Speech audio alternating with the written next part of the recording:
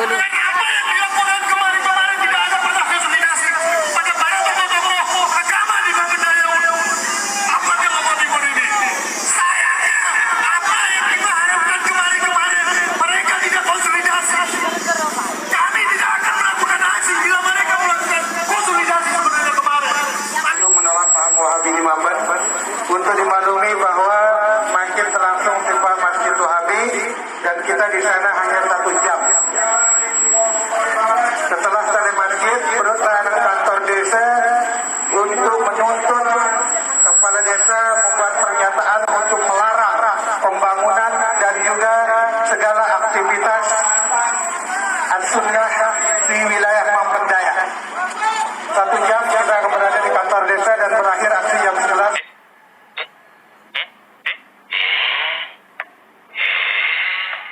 Takbir!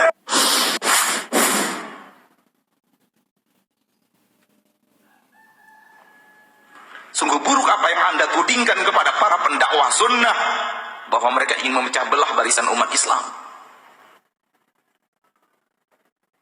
Dengan menerangkan apa adanya yang mereka ketahui dari sunnah Nabi. Ini yang sunnah Nabi, ini yang dikerjakan Nabi. Jangan melakukan hal yang lain selain itu. Hanya karena ada yang tidak setuju. Lalu Anda katakan Anda memecah belah umat. Kita ingin yang tidak sesuai dengan Nabi, sunnah Nabi itu kembali kepada sunnah Nabi, agar mereka bisa mengambil air dari telaga Nabi Muhammad sallallahu alaihi wasallam. Kita tidak menjamin kita sampai ke telaga itu dan bisa meminumnya, namun kita berusaha. Dan semoga Allah memberikan hidayah, semoga Allah memberikan taufiknya. Dan setelah kita berusaha untuk diri kita, ingin mengajak saudara kita, saudari kita sebanyak-banyaknya untuk bisa kembali kepada sunnah itu. Karena ini perintah Nabi. Dalam hadis yang telah dibacakan oleh Ustaz kita tadi. Fa'alaikum bisunnati. Pegang teguh sunnahku. Ketika kalian berpecah belah, ketika banyak pendapat, ketika banyak pandangan, sudut pandang, cari yang mana yang sunnah, pegang teguh dengan sunnah itu. Di sini, ketika seseorang tahu apa yang sedang dilakukan oleh dai-dai yang mengajak kepada sunnah Nabi, sebenar-benar pengetahuan, maka yang akan mereka katakan adalah, ini adalah bukti kasih sayang dai itu kepada manusia. Bukan benci mereka kepada manusia. Sebagian orang mengatakan, kalian selalu menyalah-nyalahkan orang. Bukan menyalahkan, mengajak kepada yang benar. Tudingan akan selalu datang berbeda dengan kenyataan, namanya juga tudingan. Kita tidak ingin menyalah-nyalahkan orang. Tapi yang salah dikatakan benar itu salah. Seorang komandan, pimpinan, karyawannya salah lalu dibenarkan. Kesalahan pimpinan itu sendiri. Yang salah harusnya dibenarkan supaya benar. Maka mengajak kepada sunnah, mengajak kepada kebenaran, karena sunnah itu dari Nabi Muhammad sallallahu alaihi wasallam. Yang tidak dari Nabi Muhammad tidak sunnah. Kemudian orang itu masuk setelah azan subuh, sholat 2 rakaat, tambah 2 rakaat, tambah 2 rakaat, tambah 2 rakaat. Semangat, tapi tidak sesuai dengan sunnah. Dihampiri oleh Sa'id bin Musayyib, seorang ulama, dan berkata, saudaraku, Rasul hanya memerintahkan kita untuk sholat 2 rakaat sebelum subuh. Orang ini mengatakan, ayu'adzibuni Allah bisalah? Aku kan hanya sholat. Apakah Allah akan tega mengadabku karena aku sholat? Masa sih aku akan diadab oleh Allah? Aku kan sholat. Ini bahasa kita sekarang kalau diterjemahkan secara bebas. Apa sih yang mereka lakukan? Cuma baca Quran kok disalah-salahkan? Mereka kan sholat kok disalah-salahkan? Yang salah itu peminum khamar, yang salah itu orang yang tidak sholat, yang salah itu para pezina, orang yang sholat gak pernah salah. Seperti itulah kira-kira yang dikatakan orang ini, ayyu'adzibuni Allahu bisalah.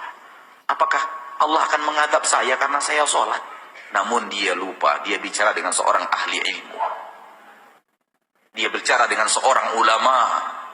Dia berbicara kepada seorang yang mengerti urgensi berpegang teguh dengan sunnah. Nah, Imam Sa'id bin Musayyib menjawab, Innallaha la yu'adzibuka bisalah. Allah Allah tidak akan adab engkau karena engkau salat.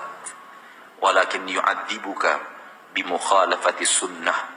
Akan Allah adab kamu karena kamu menyelisihi sunnah. Ini jawaban ahli ilmu. Betapa banyaknya orang yang mengatakan dia salat. Seluruh yang salat semuanya benar. Berwuduk, sembarang wuduk saja sehingga bahagian belakang mata kakinya tidak terkena sentuhan air. Kita katakan, ya akhi, ittaqillah, ada hadis Nabi melarang kita tidak perhatian kepada air di bagian tumit kita. Nabi mengatakan, wailul lil aqabi minan nar, dari Abu Hurairah radhiyallahu taala anhu wa ardhah, riwayat Imam Bukhari dan Muslim. Allah, kan dia sudah berwuduk. Nabi mengatakan wailul lil aqabi minan nar, neraka untuk orang-orang yang tumitnya tidak terkena sentuhan air wuduk. Jangan disalah-salahkan, dia sudah berwuduk kok. Maka ya akhi, permasalahannya adalah bukan salah menyalahkan, tapi mengajak kepada mana yang sunnah Nabi Muhammad SAW dan mana yang tidak. Maka orang yang masuk agama Islam, dia butuh satu lagi hidayah. Hidayah untuk sampai ke sunnah. Yang tidak sampai ke sunnah, berbahaya di akhirat. Allah berfirman di dalam Al-Quran, hal ataka hadithul ghashiyah, wujuhi yawma idin khashi'ah, amilatun nasibah, tasla naran hamiyah, tusqa min ainin aniyah. Sudah datangkah kepadamu berita tentang hari kiamat? Pada hari itu wajah-wajah pada tertunduk, menyesal luar biasa. Kenapa? Amilatun nasibah. Dia sudah banyak beramal, dia sudah banyak berjibaku. Bukan orang yang tidak beramal, tapi rajin beramal, rajin bekerja keras dalam amal. Namun tasla naran hamiyah, tetap masuk neraka yang panas. Karena sudah banyak beramal, namun tetap masuk neraka, akhirnya tertunduk, menyesal, penyesalan yang tiada tara. Kata para ulama dalam ayat ini, karena amalan mereka tidak sesuai dengan sunnah Nabi Muhammad sallallahu alaihi wasallam, akhirnya tidak diterima. Tidak diterima. Dan itu dari sekarang Nabi, dari dunia Nabi sudah wanti-wanti, sudah ingatkan dari Nabi hidup. Yang amalan tidak sesuai dengan sunnahku ditolak oleh Allah. Allah akan tolak amalan yang tidak sesuai dengan sunnahku. Maka kecintaan kita kepada saudara kita, kecintaan kita kepada saudari kita, ketika kita melihat ada amalan yang tidak sesuai dengan sunnah, kita arahkan kepada sunnah agar diterima Allah. Apakah ini namanya kebencian atau kasih sayang? Silakan jawab. Apakah ini namanya memecah belah atau ingin mengajak umat kepada jalan Nabi yang satu, yang lurus? Silakan jawab. Saya ingatkan kepada para dai dan ustadz yang masih membenci dakwah yang mulia ini, yang memfitnah, menuduh dengan tuduhan yang kejam, membohongi umat dengan cerita-cerita dan kisah-kisah yang bohong dan dibuat-buat. Hendaklah kalian merasa takut kepada Allah. Ingatlah, kita semua akan dikembalikan kepada Allah Azza wa Jal. Ingatlah bahwa kita semua pasti akan ditanya tentang apa yang kita telah katakan dan kita ucapkan. Juga akan ditanya tentang apa yang kita perbuat dan yang kita tulis. Semua akan ditanya oleh Allah Rabbul Alamin. Esok hari kalian akan berdiri di depan Allah yang Maha Perkasa. Amal-amal kalian akan dihisab dan kalian akan memikul dosa-dosa orang yang kalian sesatkan. Di hari itu, orang-orang yang zalim akan mengetahui kemana tempat mereka kembali. Allah Azza wa Jalla berfirman, liyahmilu awzarahum kamilatan yawmal qiyamah, liyahmilu awzarahum kamilatan yawmal qiyamah, wa min awzari alladhina yudillunahu bighairi ilmin, ala sa'a ma yazirun. Ucapan mereka menyebabkan mereka pada hari kiamat memikul dosa-dosanya sendiri secara sempurna. Dan sebagian dosa-dosa orang yang mereka sesatkan, yang tidak diketahui sedikit pun bahwa mereka disesatkan, ingatlah alangkah buruknya dosa yang mereka pikul. Surah An-Nahl ayat 25. Allah juga berfirman, walladzina yu'dzunal mu'minina wal mu'minat bighairi maktasabu faqad ihtamalu buhtanan wa itsman mubina.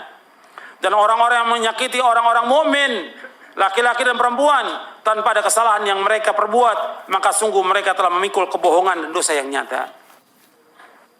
Dan kepada saudara-saudara kami yang alhamdulillah diberikan hidayah oleh Allah Ta'ala, yang mengikuti manhaj salaf yang benar, kami wasiatkan untuk terus berjihad menuntut ilmu syar'i. Belajar dengan sungguh-sungguh Al-Quran dan Sunnah menurut pemahaman salafus saleh. Berusaha keraslah untuk mengamalkannya dengan ikhlas dan ittiba', mengikuti contoh Rasulullah SAW, dan bersabarlah atas semua cobaan, ujian, fitnah, dan gangguan, dan lainnya. Berdoalah kepada Allah Azza wa Jalla, semoga Allah memasukkan kita